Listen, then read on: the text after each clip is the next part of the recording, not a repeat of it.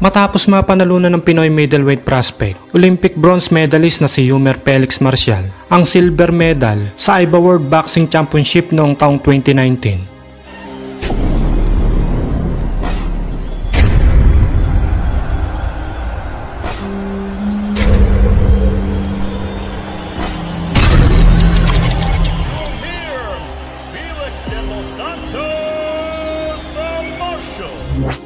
Isang taon lang ang nakalipas ay nagpasya na itong pasukin ang mundo ng professional boxing, na kung saan ay pumirma nga ito ng 6 na taong kontrata sa ilalim ng pangangalaga ng ating pambansang kamao Manny Pacquiao sa MP Promotion. Sa unang sabak nito bilang professional boxer noong 2020 ay unang nakasagupa nito ay ang Amerikanong si Andrew Whitfield para sa isang 4-round middleweight bout na may record na 3 wins, 2 knockouts at meron lamang isang talo. Bagamat sa labang iyon ay hindi nagawang mapabagsak ang kalabang Amerikano, ay isang impresibong performance pa rin naman ang kanyang naipamala sa laban gamit ang kanyang matutulis na jab at left hook na nag-iwan nga po ng marka sa mukha ng kalaban.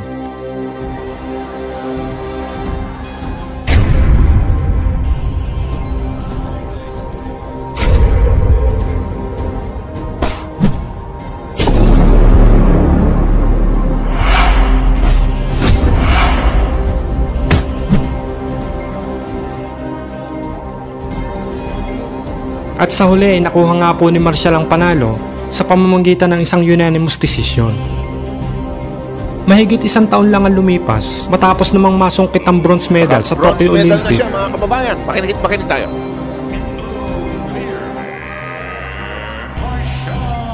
Sa kanyang ikalawang laban bilang isang pro boxer ay sunod naman itong itinapat sa hard puncher ng Amerika na si Isaiah Hart para sa isang 6-round super middleweight bout na may record na 6 wins, 4 knockouts, 2 talo at 1 tabla. Bagamat sa magiging laban ay llamado nga pagdating sa skill ang ating kababayan, ay hindi mo rin pwedeng basta-bastahin ang kanyang makakalaban. Sapagkat kung sa physical advantage naman ang pag-uusapan, ay walang duda na llamado nga itong si Isaiah Hart. Sobrang tangkad nito na may taas na 6'2", na may mahabang galamay na 73 inches. Samantalang ang ating bida naman ay nasa 5'8", at may haba ng galamay na 68 inches lamang. At bukod pa doon, ay malakas din talagang manuntok itong si Isaiah Hart. Delikadong magkumpiyansa sa kanya sapagkat may 1-punch knockout ang boxer na ito.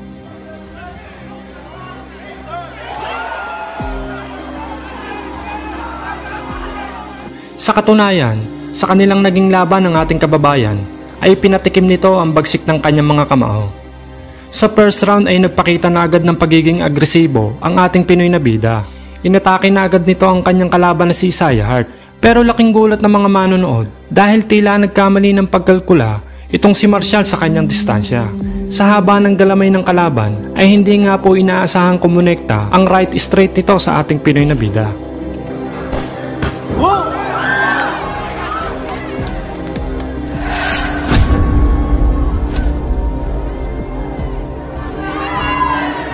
At sa lakas nga po ng tamang sumapol sa ating kababayan ay makikitang nahilo talaga ito dahil sa mabagal na pagtayo nito.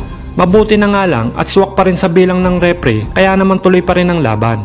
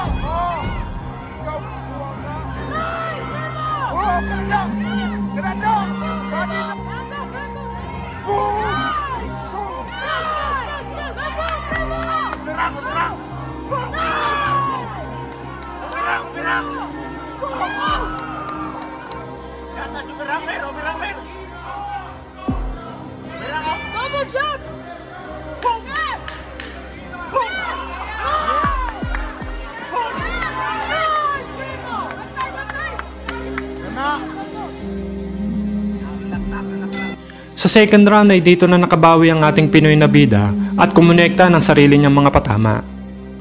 Subalit nang mukhang lalamugin na nga ni Marcial ang kanyang kalaban ay nasingitan na naman ito ng isang right straight. Subalit sa pagkakataong yon ay solid nga ang tumama. At sa pagbagsak ng ating kababayan ay inakala ng lahat na tapos na nga ang laban. Subalit mabuti na lang at nagawa pa rin itong bumangon at ipinakita ang tapang at puso ng isang Pinoy fighter.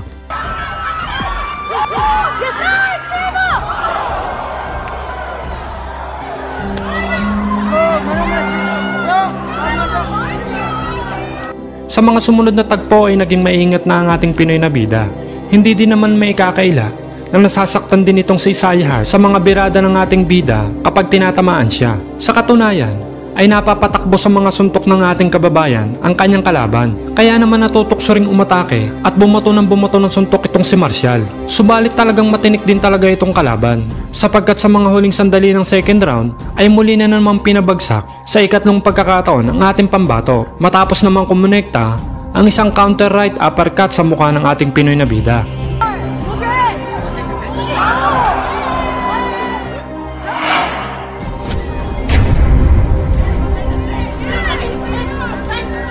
Maswerte na nga lang itong si Yumer at hindi masyadong masipag manuntok ang kanyang kalaban. Pag bumira ay pa isa-isa lamang at yan nga po ang sinamantala ni Marcial sa laban dahil kahit papaano ay tila binibigyan siya ng pagkakataon nito upang makarecover sa laban.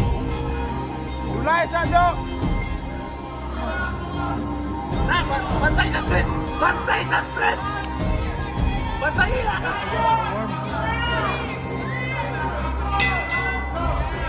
Sa round 3 ay medyo na-dominate na ni Marcial ang laban, dahilan upang ibigay ng mga hurado ang 10-9 score pabor sa ating Pinoy na bida.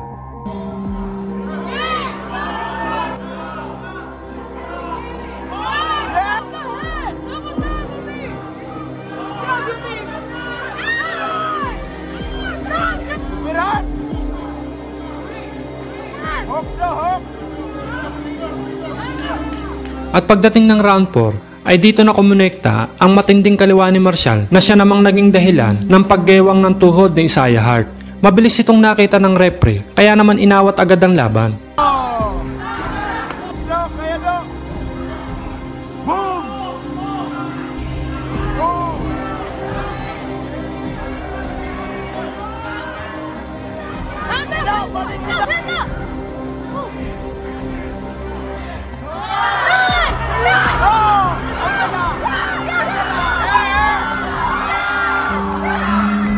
At dahil nga po dyan ay nabalutan ng kontrobersya ang laban na iyon. Ayon pa nga mismo sa isang writer ng The Ring Magazine na si Ryan Songalia ay medyo maagaraw ang pag-awat ng referee.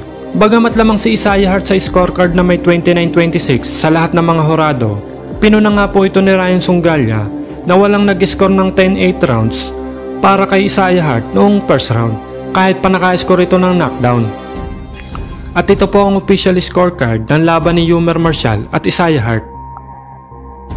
Ano po ang masasabi nyo sa naging performance ng ating kababayan na si Yumer Marcial?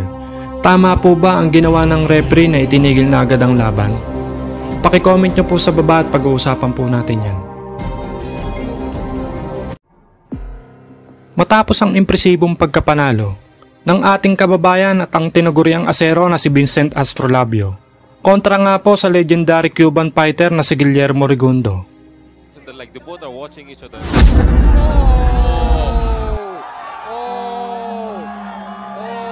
That was...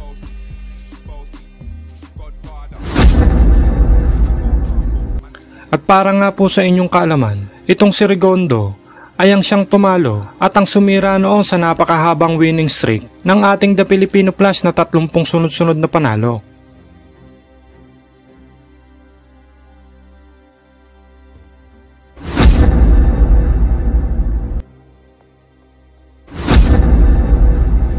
Kung kaya naman, marami talagang Pinoy boxing fans ang napabilib dito kay Astro Boy nang wasakin niya sa laban itong si Rigondeaux. At marami din ang naniniwala na itong si Astrolabio ay mapapabilang sa Pinoy World Champion dahil sa angking lakas at abilidad nito pagdating sa ibabaw ng lona. At pagkatapos nga po ng naging laban niya kay Rigondeaux, 10 buwan nang lumipas, December 17, 2022, ay muli nga pong napalaban ng tinuguriang asero sa nooy IBF at rank number 3 ng Bantamweight Division. Ang pambato ng bansang Russia na si Nikolai Potapov na noong mga panahon na yon ay galing sa 3 magkakasunod na panalo.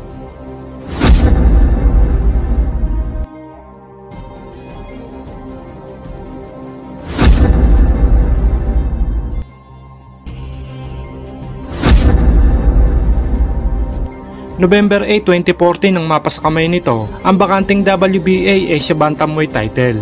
Kontra nga po sa isa nating kababayang Pinoy na si Jason Canoy.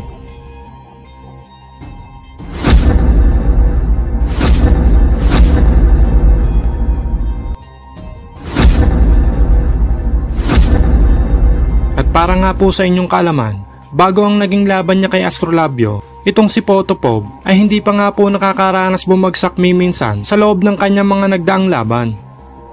Kung kaya naman, masasabi natin na may kunat at hindi talaga basta-bastang fighter ang makakalaban ng ating Pinoy na bida. Sa magaganap na laban, si Potapov ay may impresibong record na 23 wins, 11 knockouts, 2 talo at 1 tabla.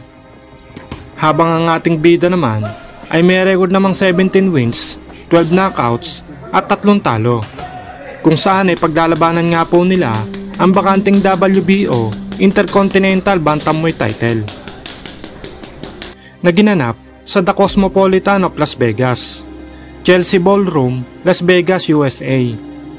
Sa round 1 ay mainit agad ang mga naging palitan ng mga suntok ng dalawang fighter, subalit makikitang nangingibabaw ang mga suntok ng Pinoy.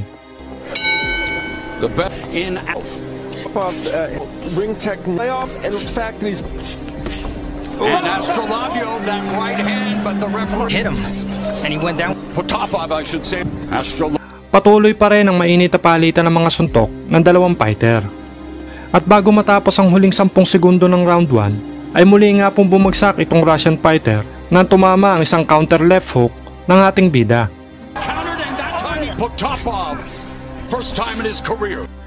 Kung sa round 1 ay agresibong nakikipagpalitan ng mga suntok itong si Potapov, sa round 2 ay nag-iba ng estilo ang Russian fighter matapos maramdaman ang lakas ng suntok ng Pinoy.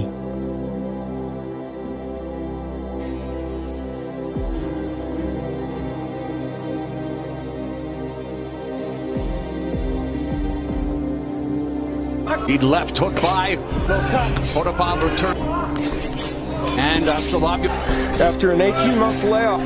And there is around the moves forward with double the middle there. I didn't work that body a bit, but he lands 50 to the body. So we'll see if this fight, if he can keep doing that.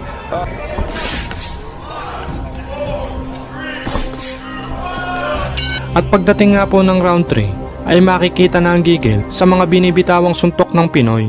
Halatang gusto nang tapusin ang laban. Potapov's 20 victories have come knockout, just miss. Astrolabio waiting for this, cannot. Gotta go back to how he's. There's a left hook upstairs for Astrolabio, another left hook. And a right. Lead right for Potapov. Much of a difference in what they've landed. Man is a monstrous. Astrolabio really doesn't. Upstairs by As misses with the overhand right. On the final 30. Astrolabio is showing what he was capable of. At sa round 4 ay napakainit pa rin ang palitan ng mga suntok ng dalawang fighter. Parehas hindi nagpapalamang at hindi magpapatalo sa laban. I mean, defensive victory, one of the few times his footing in this fight. Where circle warning both. The first, second round he was doing great because he would just come in. Great job for Potapov. There's a left by Astrolabio. We close out the 4th frame. At pagdating nga po ng round 5, halos mag-iisang minuto pa lang ang nakakalipas ay sumapol ang isang solidong uppercut sa mukha nitong si Potapov. Dahilan para mapaluhod ito at mabilangan ng referee. Tumayo pa rin naman ito at nagpatuloy sa laban, kung saan ay ahangaan mo nga rin talaga itong si Potapov. Na bagamat sa dami ng suntok na sinalo ng kanyang mukha ay nagawa pa rin itong magpatuloy sa laban. By Potapov goes to the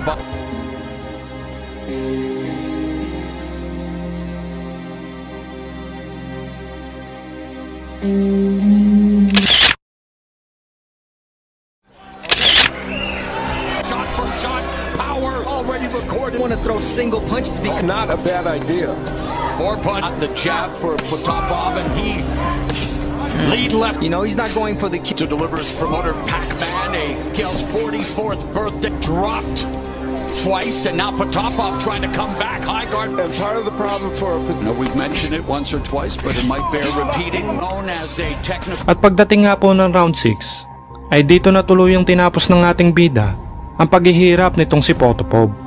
Matapos tumama ang ilang solidong kombinasyon na talaga namang nagpayanig at nagpaluhod muli dito sa Russian fighter.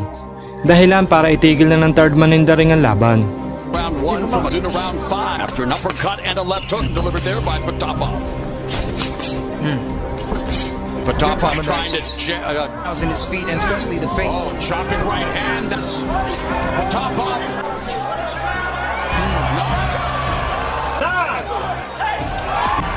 Nikolai Potapov is out.